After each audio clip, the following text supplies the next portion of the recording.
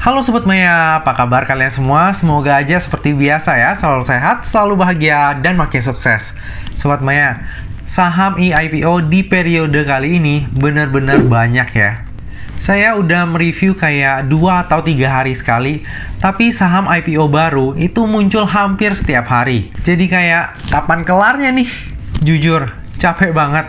Karena memang membuat video review saham IPO itu benar-benar menguras energi ya. Mungkin karena saya juga sambil kerja dan juga ngurusin bisnis. Jadi waktunya terbatas banget. Belum lagi harus cari informasi tambahan, baca prospektusnya yang panjang banget, merangkai kata, dan tentunya tag dan edit video. Tapi nggak apa-apa, saya seneng banget loh beneran. Saya yang dulunya cuma baca prospektus sendirian, sekarang bisa sharing juga kepada Sobat Maya semuanya. Malah jadi curcol ya. Nah Sobat Maya, jadi pada video kali ini kita akan membahas tentang sebuah perusahaan teknologi yang sebentar lagi akan listing di bursa kita. Siapa lagi kalau bukan PT Wira Global Solusi dengan kode ticker WSGH. Bagi yang udah penasaran dengan prospektusnya, jangan lupa saksikan video ini sampai habis ya. Jadi PT Wira Global Solusi atau yang nantinya saya sebut dengan WGSH, ini didirikan pada tahun 2015 di Kota Bandung. Saat ini WGSH memiliki bidang usaha utama, yaitu bidang teknologi informasi dan juga jasa pemrograman. Namun, ada info yang nggak banyak orang ketahui. Nah, informasi tersebut adalah bahwa WGSH ini adalah venture builder. Agak unik emang ya. Jadi, sebagai venture builder, WGSH menawarkan kemitraan bagi perusahaan yang baru akan dirintis ataupun yang udah dirintis nih Sobat Maya. Nantinya, perusahaan ataupun lead yang udah disetujui untuk bermitra dengan WGSH, ini nantinya akan dipandu dari berbagai macam hal. Mulai dari brand identity, membuat website, hingga sampai ke sisi pendanaan. Nantinya, selain mendapatkan saham minoritas dari perusahaan tersebut, WGSH juga dapat menawarkan jasa dan produknya kepada perusahaan tersebut. Sehingga, jika nantinya perusahaan ataupun startup yang dibangun oleh WGSH ini semakin berkembang, maka keuntungan yang akan didapatkan oleh WGSH ini pun akan naik berkali-kali lipat. Oke, tadi adalah sekilas background dari emiten berkode WGSH ini. Coba sekarang kita lihat siapa sih pemegang sahamnya. Jadi bisa kita lihat di sini ya Sobat Maya ya, ada 6 pemegang saham, 4 non-individu dan 2 individu. Ada PT Walden Global Service, lalu PT Winfield Global Venture, lalu ada PT Silicon Valley Connection, lalu PT Pusaka Mas Persada, dan juga Bapak Erwin Sejaya Hantanto dan juga Bapak Hendy Rusli.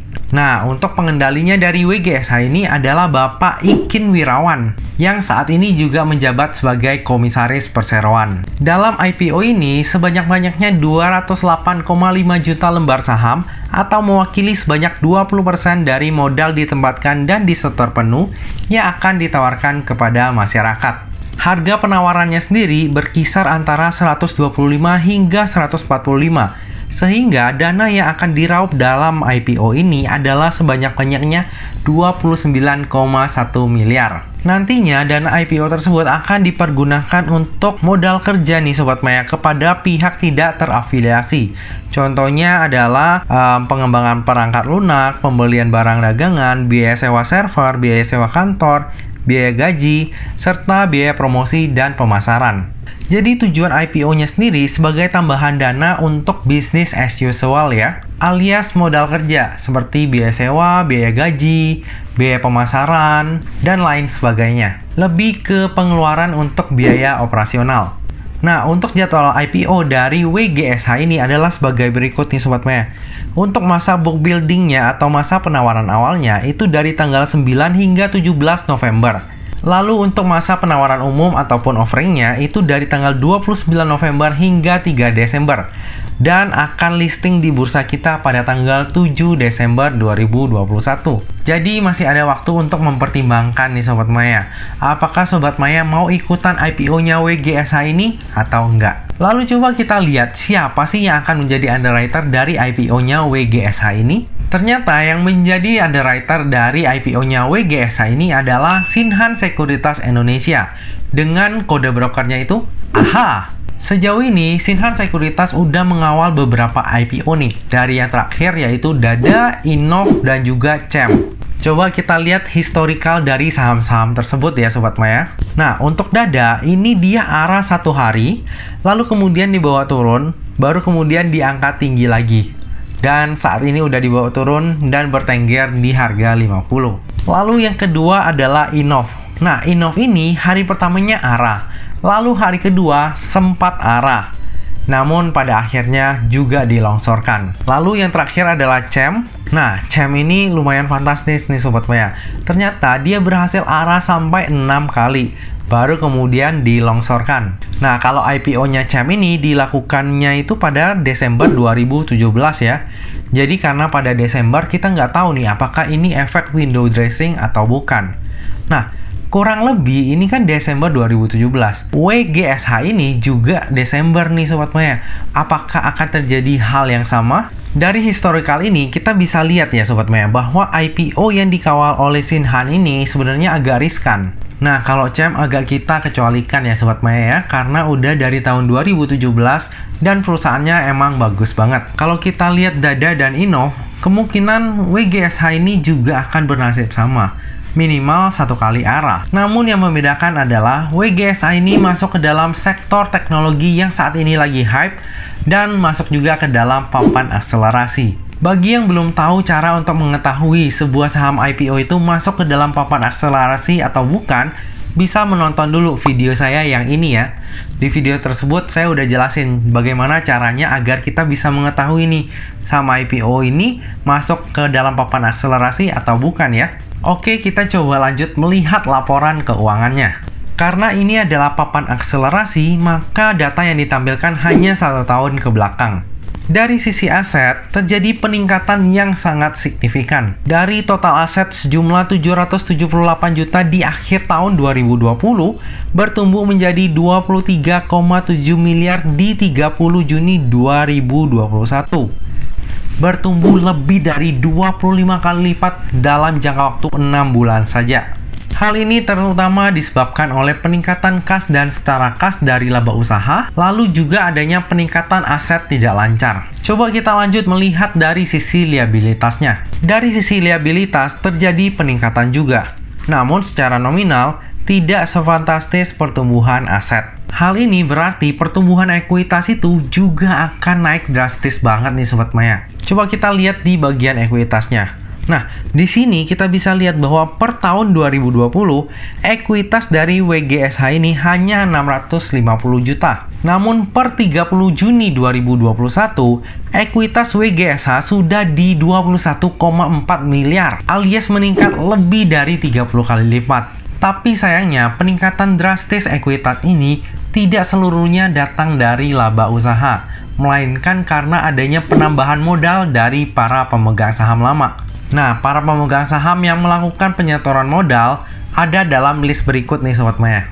Nah, Sobat Maya bisa lihat di sini ya bahwa saham yang dimiliki oleh PT Windfield Global Venture dan juga PT Silicon Valley Connection itu diperoleh dari konversi hutang. Lalu saham yang dimiliki oleh Bapak Erwin Senjaya dan juga PT Walden Global Service itu diperoleh dengan melakukan penyetoran modal secara tunai. Selanjutnya, saham yang dimiliki oleh PT Pusaka Mas Persada itu diperoleh dengan melakukan penyetoran modal dalam bentuk aset ataupun in-bank, yaitu sebidang tanah dan bangunan. Lalu Sobat Maya juga bisa lihat di sini bahwa karena adanya penambahan modal tersebut, maka Bapak Erwin Senjaya, PT Walden Global Service, PT Windfield Global Venture, PT Silicon Valley Connection, dan juga PT Pusaka Mas Persada dilarang untuk mengalihkan seluruh kepemilikan atas efek sampai dengan 8 bulan setelah pernyataan pendaftaran menjadi efektif. Alias ini sahamnya dari yang udah disebutkan tadi udah di lock ya Sobat Maya. Jadi selama 8 bulan ke depan setelah IPO mereka nggak boleh jualan sahamnya. Tapi bisa kita lihat di sini ya Sobat Maya ya, di list ini bahwa pemegang saham yang lama telah melakukan penambahan modal dengan harga saham di 100. Bahkan ada yang melakukan penyetoran modalnya itu secara in-bank alias dengan aset bukan secara cash. Yang berarti belum apa-apa mereka itu udah langsung auto cuan. Enak ya jadi pemilik perusahaan. Semoga aja mereka amanah ya, benar-benar menggunakan dana IPO-nya itu untuk memperbesar skala perusahaan dan juga untuk meningkatkan kinerja perusahaan, bukan malah untuk exit strategi. Nah, bagi Sobat Maya yang concern tentang efek syariah, maka WGSH ini dapat dijadikan pilihan. Jika kita lihat dari sisi rasio utang dan juga sektor usaha, maka WGSH ini jelas masuk ke dalam sektor syariah. Coba kita lanjut melihat laporan laba ruginya.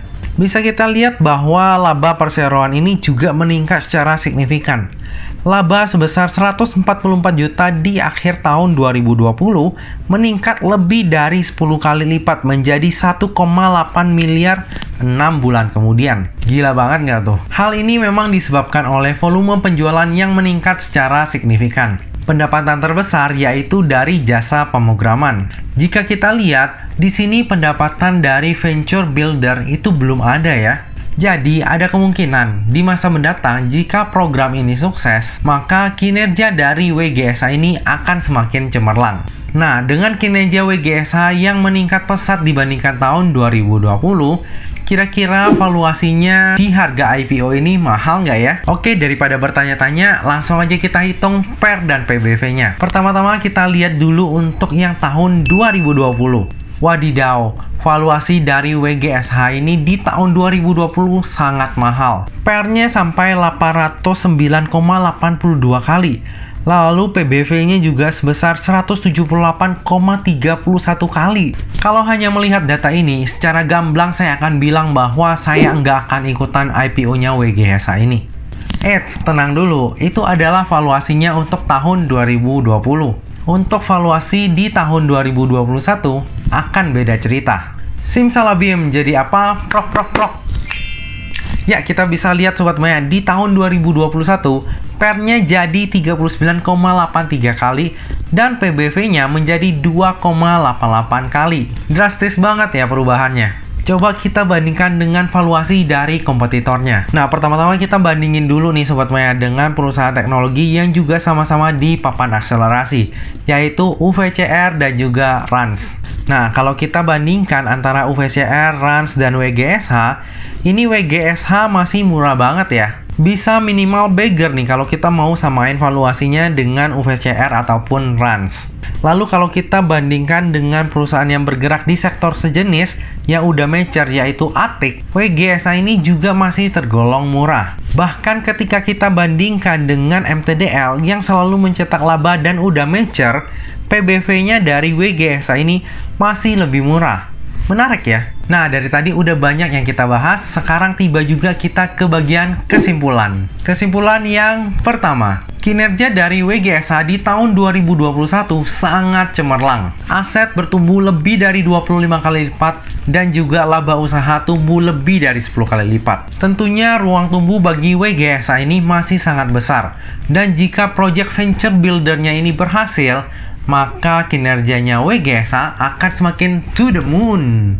Lalu kesimpulan yang kedua, valuasi dari WGSH di tahun 2020 sangat amat mahal. Namun, bak melukis senja, valuasi yang mahal di tahun 2020 disulap menjadi murah 6 bulan kemudian. Bahkan valuasinya jika kita bandingkan dengan perusahaan di sektor teknologi sejenis, valuasi dari WGSH ini masih sangat murah. Lalu kesimpulan yang ketiga, underwriter dari IPO-nya WGSH ini adalah Shinhan Sekuritas Indonesia, di mana bisa kita lihat secara historikal, saham-saham yang dibawa IPO oleh Shinhan Sekuritas ini selalu arah minimal di hari pertamanya listing. Besar harapan WGSH ini akan seperti itu juga. Malah ada kemungkinan untuk lebih baik daripada Dada ataupun Innov. Lalu kesimpulan yang keempat, seperti pada IPO lainnya, saya akan memanfaatkan momentum IPO ini untuk mendulang cuan. Jika sudah nggak kuat naik, maka akan saya jual. Nah, karena WGSH ini papan akselerasi,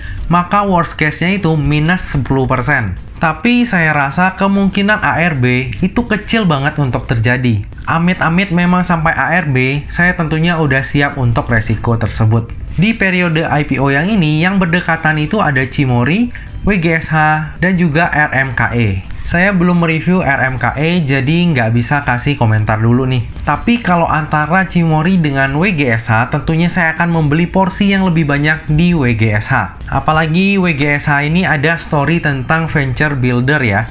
Kalau niat digoreng, bukannya nggak mungkin akan mengulangi sejarahnya UVCR. Tapi itu kalau ada yang niat goreng ya. Ya, kalau nggak ada, kita ambil aja cuan dari momentum jangka pendeknya. Lebih lengkapnya tentang pemesanan saya akan saya update di tab community pada saat masa offering ya. Nah Sobat Maya, demikianlah video pembahasan saham IPO WGSH. Semoga video ini dapat bermanfaat bagi Sobat Maya dan dapat menjadi bahan pertimbangan nih, apakah Sobat Maya akan membeli saham WGSH ataupun enggak. Bagi yang merasa terbantu dengan video ini, jangan lupa untuk subscribe, like, komen, dan share video ini ya. Nah Sobat Maya, akhir kata jangan lupa untuk selalu jaga kesehatan, jangan lupa untuk selalu bahagia, dan semoga perjalanan investasi kita selalu cuan bareng-bareng ya. Sampai jumpa di video selanjutnya. Dah.